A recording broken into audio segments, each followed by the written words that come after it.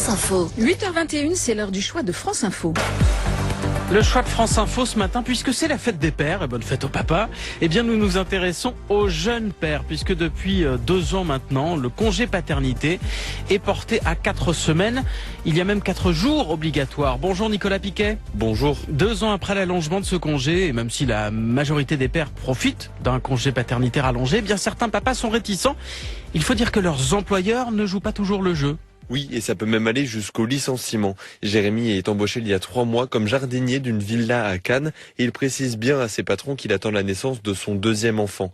Mais quelques semaines plus tard, il pose 28 jours de congé paternité et il est alors convoqué par son supérieur. Il m'a dit en face qu'il était très déçu de mon attitude. Il aurait voulu que je lui dise la vérité, que c'était 28 jours. Et ils m'ont confirmé par mail en me disant qu'il mettait fin à mon contrat à la fin du mois de juin. Il s'était pourtant organisé pour poser son congé en plusieurs fois et ne jamais s'absenter longtemps. J'étais très déçu parce que j'étais très engagé dans cette maison et puis j'avais démissionné pour être embauché là-bas. J'étais déjà en CDI à ce moment-là. Donc, très déçu et aussi très déterminé à ne pas rester là, surtout pas. C'est une question de faire respecter le code du travail et de respecter ses employés. Respecter le code du travail, c'est ce que font la plupart des patrons, mais il existe encore des exceptions.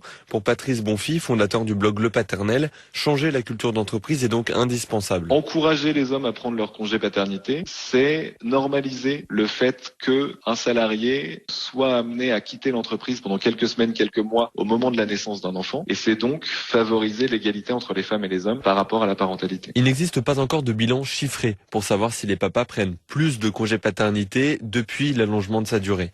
Mais la direction de la sécurité sociale indique que la durée moyenne pour ceux qui le prennent a doublé en 2 ans pour passer de 11 jours en 2020 à 20 en 2022.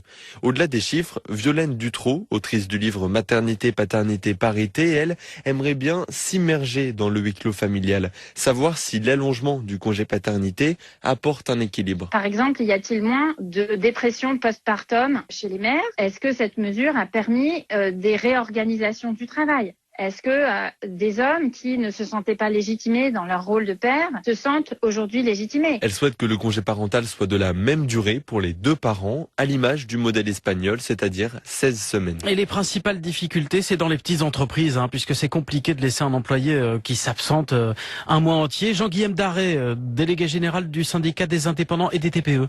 Dans une très petite entreprise, s'il y a 1 ou 2 salariés qui sont présents, il y en a un qui s'en va, ben forcément ça fait 50 à 100% d'effectifs en moins. Donc ça nécessite une réorganisation de l'entreprise, ce d'autant qu'on est souvent dans des métiers qui sont quand même relativement qualifiés. On a aussi besoin d'une relation de confiance avec les salariés avec lesquels on travaille. Donc on ne doit pas procéder à un remplacement du salarié sur une période aussi courte. Alors comment on fait pour s'adapter? C'est le chef d'entreprise qui en définitive va prendre en charge le travail qui ne pourra pas être réalisé par le salarié. Pendant un certain temps, ça va lui octroyer quelques problématiques, mais il n'en reste pas moins qu'il comprend tout à fait que ce salarié ait besoin de se rapprocher de sa famille pendant une période. Alors, ce ne sont pas nécessairement 25 jours d'affilée. On peut très bien avoir une première période de 7 jours, puis 3 périodes, par exemple, d'au moins 5 jours chacune, pour faire en sorte que l'activité de l'entreprise soit le moins impactée possible. Ça, c'est pour les TPE, mais c'est difficile aussi quand on est indépendant, quand on est seul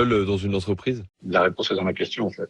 C'est-à-dire qu'à partir du moment où un chef d'entreprise est seul dans sa structure, il n'a pas nécessairement la possibilité de s'organiser pour arrêter son activité pendant une période trop longue. Il y a certes une compensation qui est de 60 € par jour, mais ça ne représente pas le chiffre d'affaires qui est perdu par le chef d'entreprise pendant sa période d'arrêt. Et c'est quoi selon vous la solution? On pourrait très bien imaginer un système où quelqu'un vient remplacer le chef d'entreprise pendant qu'il prend son congé paternité. Jean-Guillaume Darret du syndicat des indépendants et des TPE avec Nicolas Piquet. Merci beaucoup qui a signé ce matin le choix de France Info.